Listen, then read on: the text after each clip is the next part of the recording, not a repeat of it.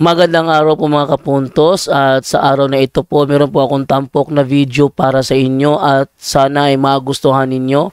Kaya sa mga bago pa po sa aming channel, please po don't forget to hit the subscribe button at ang notification bell para maging notified kayo sa bawat video na ilalabas ko sa channel na ito. At bilang kahilingan po ng punto por punto team at naway maintindihan po ninyo, sana po wag nyo pong i-skip yung mga ads sa aming mga video.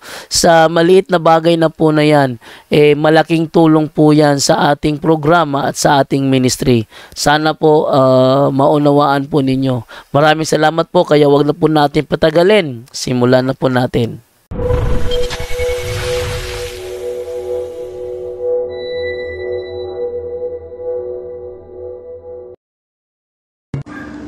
Hello mga kapatid, magpa-kumpisal tayo ngayon sa mga kapatid natin.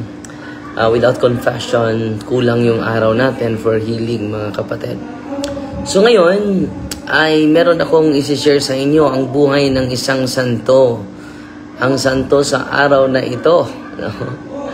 So yung humili ko na pinutol ko lang pero may kadugtong pa. May part 2, may part 3. Yung part 3 dito. Part 2 is sa Carmelites. So ito yung santo natin ngayon, si Saint Pamphilus of Rome. Isang martir mga kapatid. So ngayon, September 21, martyr of the early Roman Church, venerated pre-congregation place of death via Salaria Antica, Rome. So sa Roma po ito. So ito po yung biographical summary sa buhay ni Saint Pamphilus of Rome. Saint Pamphilus of Rome is venerated by the Catholic Church as a martyr who bore witness to Christ during the early centuries of Christian persecution in the Roman Empire. So ito talaga dapat i-idol natin mga kapatid, itong mga taong ito. Hindi yung celebrity, hindi yung mga famous sa ating worldly celebrity mga kapatid. Dapat natin i-celebrate itong buhay ng mga martir mga kapatid. So araw-araw po nagsisikap tayo na may share sa inyo yung buhay ng mga martir, hindi ordinaryong santo. Patuloy.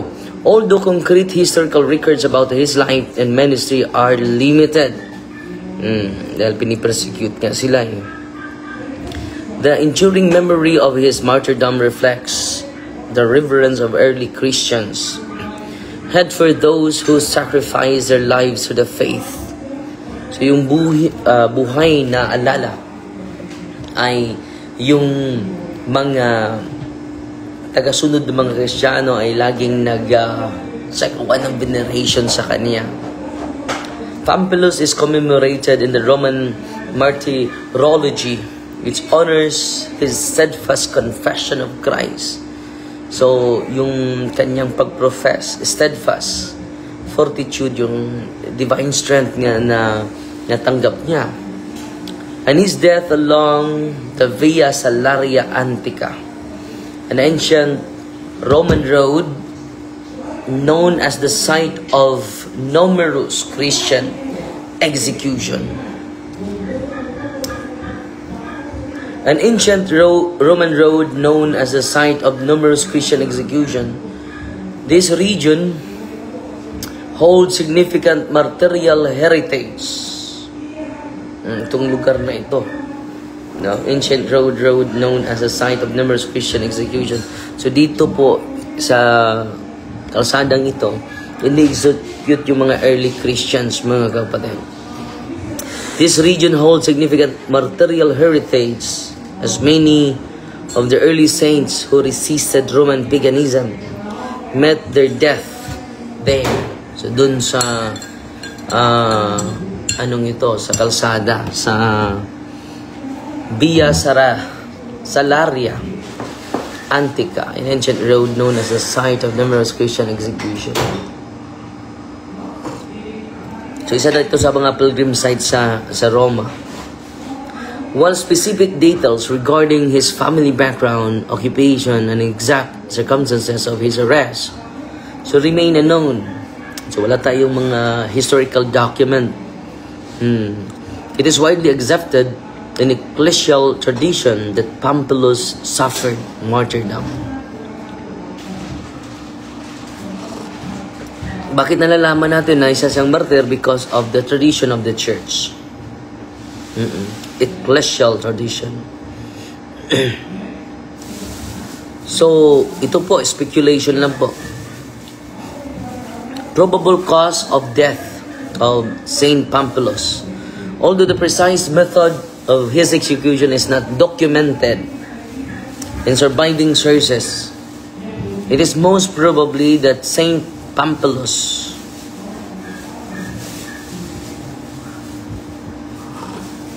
Salila po, Sister Genevieve Palier, Salila, Bohol. It is most probable that Saint Pamphilus was beheaded. So, pwede siyang napugutan daw ng ulo dahil yun ang usual during that time. And otherwise executed by Roman authorities, likely under the rule of emperor known for persecuting Christians, such as Decius, Valerian, or Diocletian in the 3rd or early 4th century. Beheading was a common method of execution for Roman citizens and lesser-known Christian martyrs. Yung possible daw is pagpugot ng ulo, particularly those who were arrested for their religious belief, but not subject to public spectacles, just as arena deaths. His death would have been carried out as a public demonstration of the consequences of defying the imperial call and refusing to worship Roman deities or the emperor. So, sisimbahin mo yung emperador as God.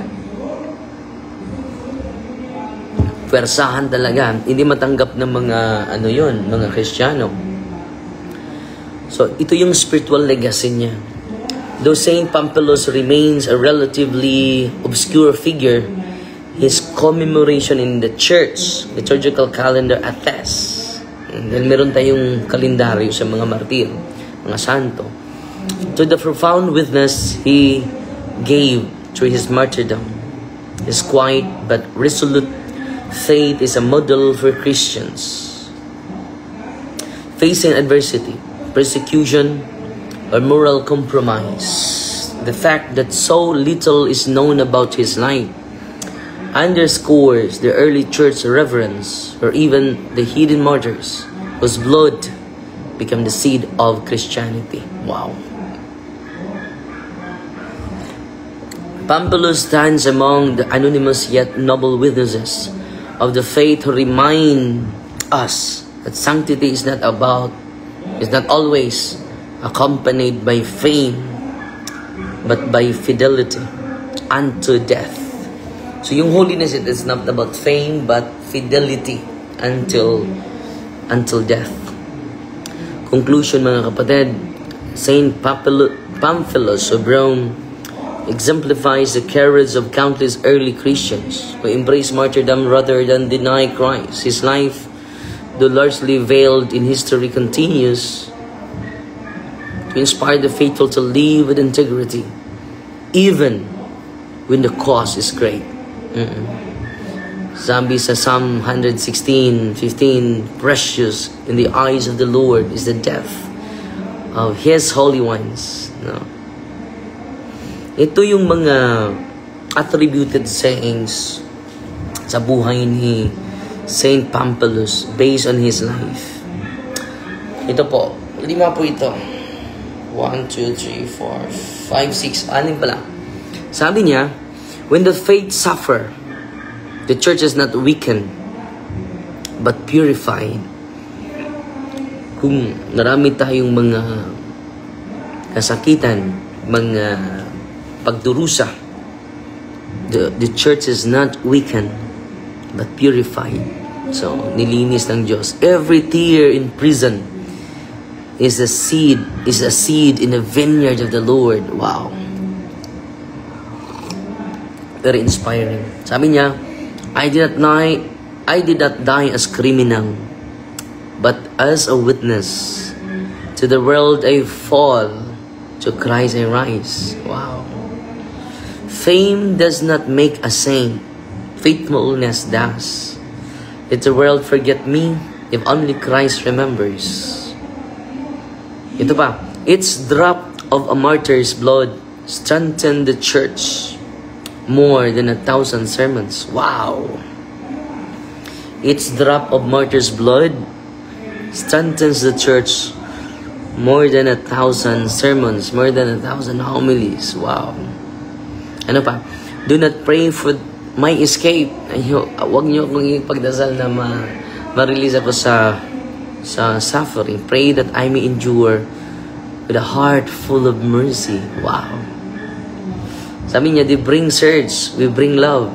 In the end, love alone remains. So yun po yung mga attributed sayings niya. Ang ganda na ng mga attributed sayings niya.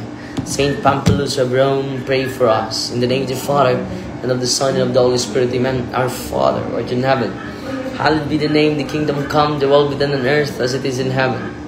Give us this day daily bread, and forgive us our trespasses, as we forgive those who trespass against us. And lead us not into temptation, but deliver us from evil. Amen. Hail Mary, full of grace, the Lord is with you. Blessed are you among women, and blessed is your fruit of the womb, Jesus. Holy Mary, Mother of God, pray for us sinners, now and the hour of our death. Amen. Glory to the Father, to the Son, to the Holy Spirit. It was in the beginning, is now, never shall be, world without end. Amen. In the name of the Father, the Son, the Holy Spirit. Amen. Fighting Maria, the tax of thee with a humble heart. God bless. Mamaya, alas 10 media, may misa tayo sa Carmelites, and then may misa tayo dito, 12:45. So, Fighting Maria, the tax of thee with a humble heart.